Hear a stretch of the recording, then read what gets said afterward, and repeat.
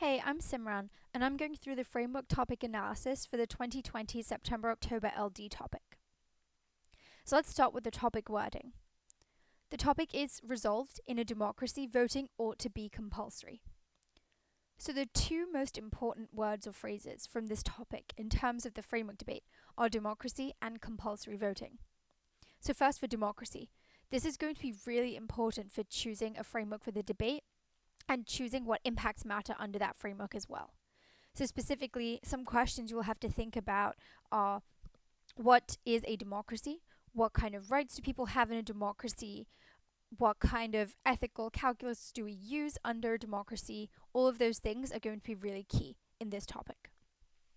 And the second thing for compulsory voting, this is obvious since it's the crux of the debate, but more specifically for the framework debate, is going to be the question: how is this enforced? For example, it could be through a fine or through sending people to jail if they don't vote. Even if generally you assume that implementation doesn't matter for a framework debate, I think that on this topic it really does. Because even if some authors generally believe in the merits of compulsory voting, if the way that the AF is defending compulsory voting is by saying people should literally go to jail if they don't vote, then a lot of the authors who would ordinarily affirm would no longer agree with the AF.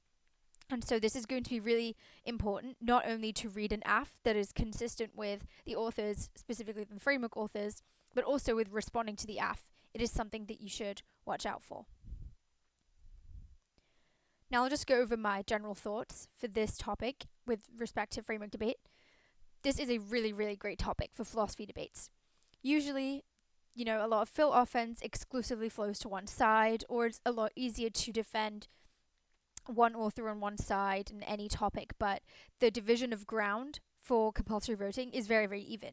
You have a lot of people, specifically like optimistic philosophers who do believe in the merits of democracy and how compulsory voting can get us there. Then there's some of the classic philosophers who don't believe in these kinds of things on the neg, and it's just a really, really good debate to be had on both sides. So now I also want to go over the burden for the affirmative and the negative with respect to how the topic is phrased. So because the AF has to defend compulsory voting, they must defend that voting is good and also that compelling people to vote is good. Those are two independent things that you have to prove are true in order to win a debate on the affirmative.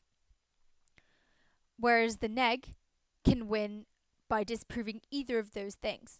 They can defend voting in general is bad, or they can defend that compelling people to vote is bad, even if voting is generally good. And so the way that the topic is written, it just creates kind of a 2-to-1 skew in favor of the negative. And so when you're affirming, you should make sure that your authors and your framework and contention are able to prove that both voting and compulsion are good and necessary in order to achieve the impacts that you care about. And then the neg should take advantage of the fact that the topic is phrased to favor them, and they should, take advantage of this and make independent reasons for why voting in general are bad or just compelling people to vote are also bad.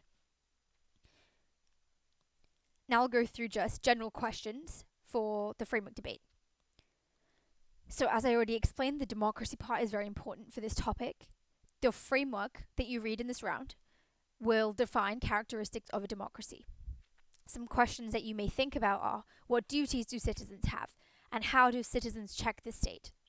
These are just general questions that your framework should answer, and it doesn't even matter if you defend util or a more tricky fill framework. This is just a crux of the topic, and whatever framework you read should be able to answer these questions, because it is the ultimate question that it's kind of the premise rather that the topic relies on. Like, given that we are discussing a democratic institution, what is the moral thing to do? And so you do have to set up a framework that tells you how we decide what is right or wrong, and then go from there. So these are really the primary things that you should be looking up to write a framework on this topic. So similarly for the contention, you basically want to answer those questions. And so you will explain: how does compulsory voting fit the characteristics of a democracy on the AF? Or how does compulsory voting fail to meet the characteristics that you've outlined in your framework is what makes a democracy what it is? And so kind of two questions that we went over on framework you can answer through the contention. So is voting a citizen's duty? Is voting necessary to check the state? And then generally after that is compulsion, also part of that duty, and is compulsion the only way that we can do that and check the state? And so that's kind of going back to the burden of the affirmative that I was explaining. Now I'll go over some AF ideas that I think will be most commonly read on the topic, or where the ideas that have the most kind of literature backing them up. So the first idea is just that compulsory voting promotes civic engagement and political mobilization. So this idea is just that voting in general incentivizes you to engage with the state and political processes, learn about the different candidates, the different positions, learn to kind of weigh between them, decide which one you want to vote for. And generally, voting can also be a way that we can build political mobilization. It can just be a way that you can engage with the state, you can make demands on the state, demand justice. All of these political things are quite important. And similarly, by doing these things, and just by voting in general, you can prevent state domination. So by voting, you're generally trying to bring in good people into office, and you're preventing the state from passing policies that infringe on your rights, and those sorts of things. So this is a very core, stock AF argument. And an author who defends this is Philip Pettit. His theory is called civic republicanism, and he writes about this in Republican Theory of Democracy. And so if you are interested in writing an AF based on these kinds of arguments, this is definitely something that you can read through. And he very clearly defines what he believes is a good democracy. And that is one in which people are engaged and they're learning about politics. And he also does believe that compulsory voting is key for us to be able to achieve these goals. The second idea is that compulsory voting increases voter turnout and equality. So this is also another very stock argument that people also read on util, but there are also philosophical reasons why this is good. And this is a very intuitive argument in that if you're forced to vote, obviously turnout is going to increase. You don't have the option not to come to the polls and cast your ballot. Now, of course, there are a lot of reasons why when people don't show up to the polls, it's not just random who comes and who doesn't, but rather it's always disproportionately affecting minorities in a negative way. Because when turnout is low, it is historically marginalized groups who are unable to show up to the polls. And so this argument is not only that more people are engaging with politics, but that the kind of spread of people, the kind of diversity of people who are showing up to the polls is also increasing. And this is important for a variety of reasons that you will define by your framework. Additionally, compulsory voting prevents free riding. So free riding is kind of the idea that you are gaining a benefit from something that you're not actually putting any effort into. And this is true of compulsory voting. This idea is that if you choose not to vote, you're still gaining the benefits of free elections and of having the right to vote. Everyone else is going to vote. And by them voting, they're putting good politicians into office. Those politicians will be passing good policies. Those will all necessarily affect you and ensure that you have the ability to live a good life. But you didn't actually go and put in the effort to vote for those people. And so you are free riding off of the people who did show up to the polls and who did vote and do good things for you, essentially. And an author who can kind of summarize these two arguments is Arndt Leipart. And he writes about this in Consensus. His theory is called a consensus democracy. And so here he defines what he believes a good democracy looks like and the things that are important to having a good democracy. And he does a lot of research in the field of political science and has a lot of studies that prove that compulsory voting will increase voter turnout and equality, and that free riding in a democracy is immoral. And so this is also a great affirmative idea and very intuitive.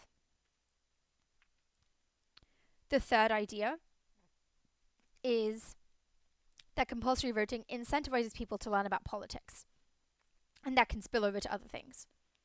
And this idea is that ordinarily there will be a lot of people who don't care about politics, they don't show up to the polls, they don't vote, they just don't care.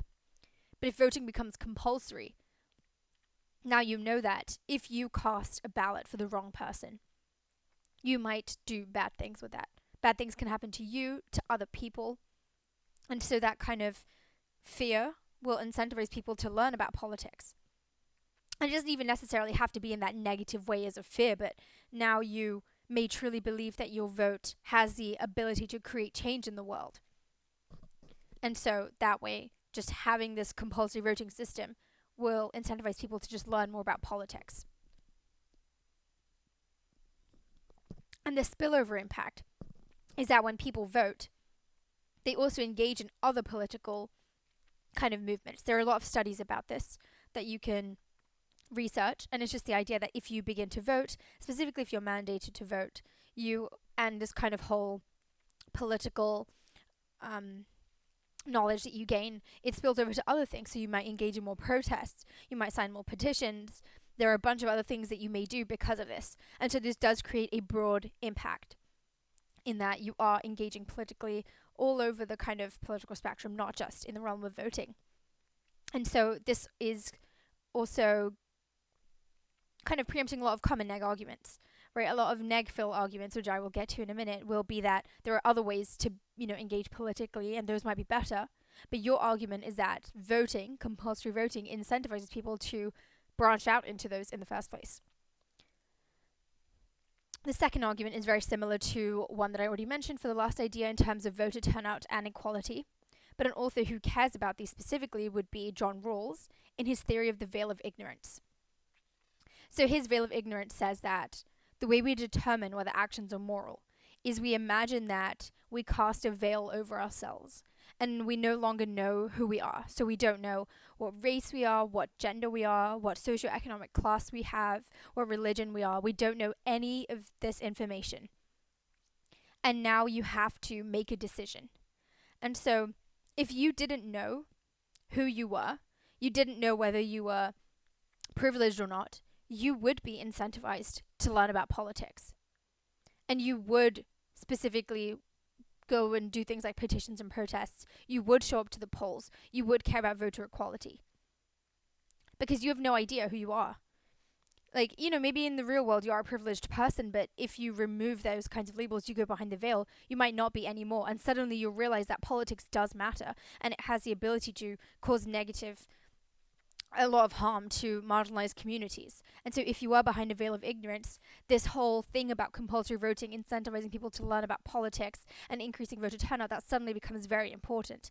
And it's very intuitive because, if you cannot afford to allow these elections to go to waste and bad people to be put into political positions, suddenly all of these things would really matter. And so I think the veil of ignorance definitely is a good AF, and I think the offense is probably very, very true. So with those three AF ideas, I'll now go on to some neg ideas. Firstly, compulsory voting forces people to vote. Just definitionally, that's what compulsory means, even if it's not in their best interest. On those lines, compulsory voting violates freedom by forcing people to vote.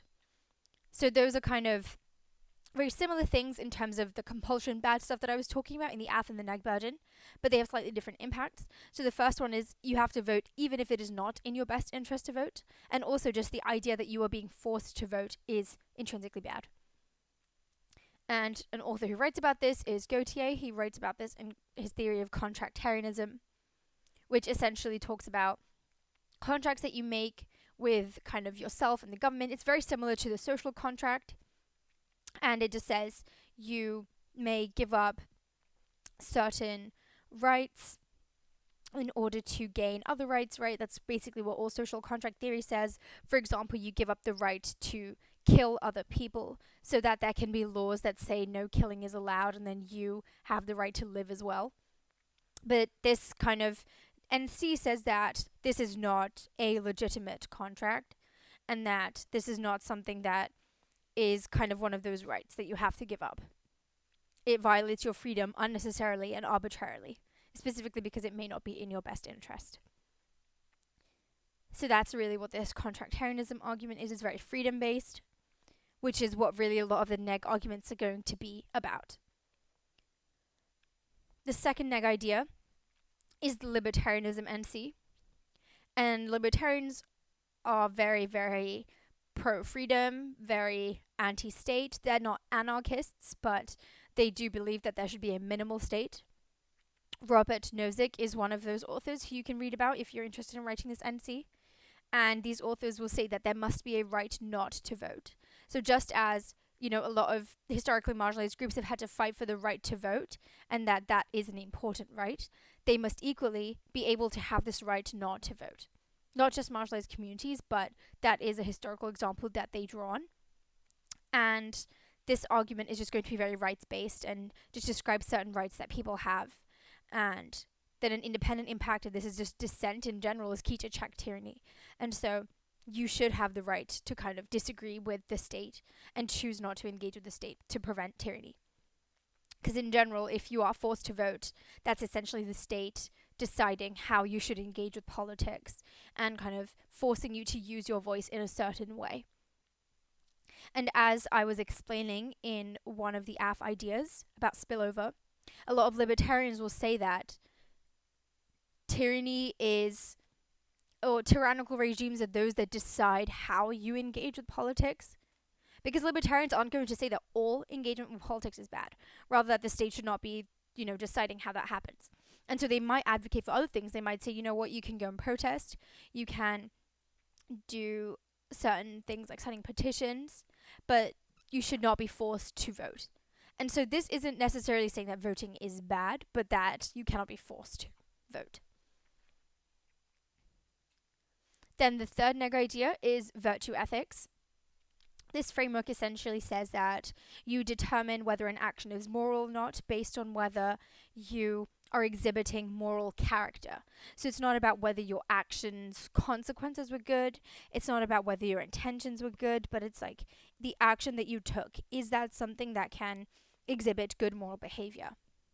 And that might be an action that promotes generosity or something that promotes courage, any of those kinds of actions. And so this NC has a very specific view of how this virtuous behavior should be inculcated into society. It's through education, and it's through learning and experience. And so anything that forces you to become virtuous is an immoral action, because it is something that you should learn about in schools or from other people, like perhaps your parents. And so this NC will basically say even if voting is virtuous, forcing people to vote is immoral. And I think this NC in particular can be paired with counterplans very easily. All of these NCs really. But any counterplan that will specifically advocate for perhaps educating people on voting, that could solve the AF while also avoiding the NC's harms. So now I'm going to go over what Kant would think on the AF and the neg, just because Kant is the most common framework position that people read in debate. So there are a few arguments for why Kant might affirm. First is free riding is not universalizable. I explained free riding in one of the AF ideas, but this is not universalizable because if everyone chose not to vote, then democracy as a system would collapse. And Kant does believe democracy is good. Second is that voting preserves the omnilateral will. So the omnilateral will is what Kant believes the state ought to behave like. The omnilateral will is the will that works on the behalf of all people and preserves everybody's rights. And voting is good to do that because it prevents minorities from being harmed by the state or by majority groups. It preserves rights, and those things are necessarily important. Voting is the only way for us to check against the tyranny of the state, possibly. And then just preemptive counterplans, Kant would say those don't solve because they merely encourage voting. But if it is true that free riding is always bad and that voting is necessarily good, then it is important for it to be compulsory. And just saying that we might, or like we should try to do this is not enough. Then the Kant NC. This, I think, will be less classic Kant, and it will be more along the lines of the libertarianism NC. The arguments will be quite similar that compulsory voting denies autonomy. By nature, it's compulsory. It's preventing you from making the choice that you want to. And forcing people to vote treats them as a means to an end. Because by forcing people, the end you're kind of trying to achieve is like an amazing democracy or like a perfect society. So like by forcing people to vote, you're saying that you're not actually intrinsically valuable. You don't actually care about the intrinsic worth of you as a human. All we care about is that we are using you and using your ability to vote in order to create this society, in order to have this great consequence. And so forcing people to do this is not justified and denies their intrinsic humanity. So now I'm going to go over reading plan-Fs, specifically with frameworks. So it can be strategic on this topic, I think, to specify a democracy or an election. So like a specific type of voting, whether it be like at a local election or a national election, you could specify those things. Because fill plan offense is usually unturnable. Because when you read a framework, you've already narrowed down the offense that matters. You've already excluded a lot of neg offense by saying consequences don't matter or freedom doesn't matter. That's the whole point of a framework. It says these things don't matter. But then by reading a plan, you've narrowed the offense even more.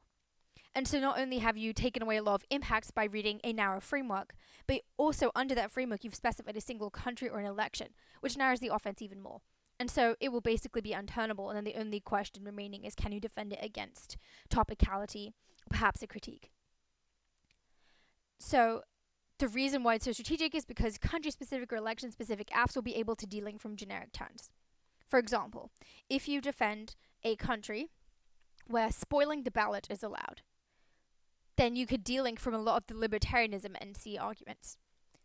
So spoiling the ballot basically means that under compulsory voting, you are required to show up to the polls because it's compulsory. However, you can just choose not to vote for either candidate. And so you still are voting because you've like registered, you've put your name down, you've submitted a ballot, but you just didn't tick off a choice on the ballot. And so that's like spoiling your ballot. And the reason why that can take out libertarianism is because you're not actually being coerced to vote. You're just being coerced to show up to the polls, which the NC does not say is wrong. And only some countries allow spoiling the ballot, which is why that could delink from a fill NC. And there are many, many other examples of that you can do with a fill plan F. And so that could be something that you would want to do. Then I'll also go over answering fill Fs. So as I've said many, many times now, providing another definition of democracy through the framework is the essential part of this debate. And let's say you want to read util, you should explain how util is more democratic. That's kind of the way that you're going to respond to the framework, because it's almost as if democracy is the value in the debate in terms of its strategic function, or like the meta ethic, really. And the second strategic thing to think about is counterplans, because I do think they can solve a lot of fill contentions. So a lot of contentions that talk about turnout, or contentions that talk about how it promotes civic engagement. I think a counterplan that can achieve turnout or that can achieve civic engagement is going to take out a lot of the contention offense against fill Fs. And you should still obviously do the work of explaining why the counterplan can solve the AF even under that framework. It's not in a consequentialist sense necessarily. And then a common neg argument, of course, on this topic is that compulsory voting incentivizes uninformed voters to ruin the election. So this is very straightforward. The neg just says, well, if you force everyone to vote, that means that the uneducated and uninterested people are going to be voting for bad people. And this is really a good response to any fill AF, because all of those AFs do care about things like civic engagement or turnout and democracy. And obviously uninformed voters are really bad for democracy. They're just making bad decisions. And this really is a great term that can apply to almost all frameworks. So that's really those are all the important things about the framework topic analysis. Feel free to message me if you have any other questions. Thank you for listening.